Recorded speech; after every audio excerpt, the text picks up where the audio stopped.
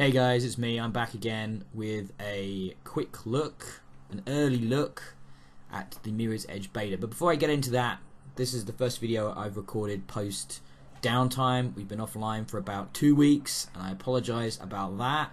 Obviously, it's hosting problems. You may have heard about it on the news. Our hosting company deleted everybody's content and data, and in a way, we were lucky. We've only lost a few weeks of stuff. But yeah, there is stuff missing from the site, and for that I apologize to you, the viewer, the reader, and to my amazing team of guys who are working hard on the site, and hopefully we'll be back and running with new stuff for you guys very soon. But now let's talk about Mirror's Edge very briefly. This isn't going to be a long video.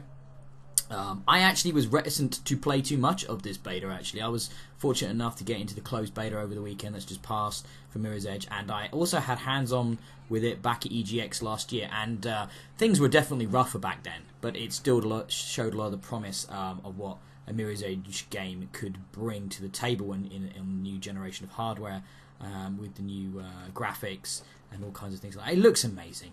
This video is taken from basically the tutorial section of the game. Right at the start of the game, the beta seemed to cover like the opening chunk of the game, and I didn't want to show too much because it's a very narrative focused experience now, and you can see I'm not doing the best here at the jumping puzzles and stuff, getting the hang of the controls again, reminding myself how it all works. It's really good though.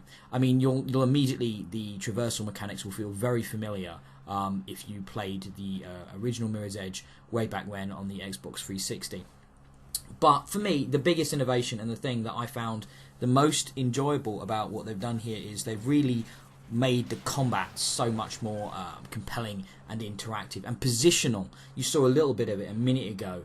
Basically, you have light strikes and heavy strikes, but the main thing you're going to be doing is dodging and moving around your opponents, thinking about how you strike them and from what direction, because you're going to be thinking about knocking them into things because that does more damage. You're going to be thinking about knocking them into each other if it's a large group, because again that staggers multiple enemies and will do additional damage to them. In addition to that, there's also the sort of focus on traversal. So there's a way in which if you're moving quickly through an area, if you've got time constraints, you can just do light strikes. Well, they're actually not light. You just put a guy down and keep moving. You're not necessarily stopping to engage the enemy and take too much time. From the time I've spoken with the beta, I've found the story elements brilliant, much improved over the original experience of Mirror's Edge from the 360 days.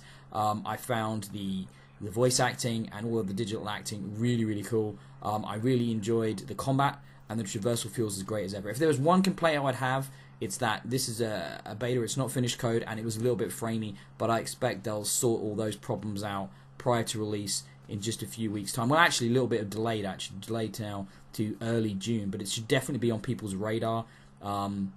I very much enjoyed my time, and I can't wait to play more. Like I said, I made myself stop because I know I'm going to play the game, and I know I'm going to probably play in all these sections again, and I didn't necessarily want to tire myself out too much from the experience.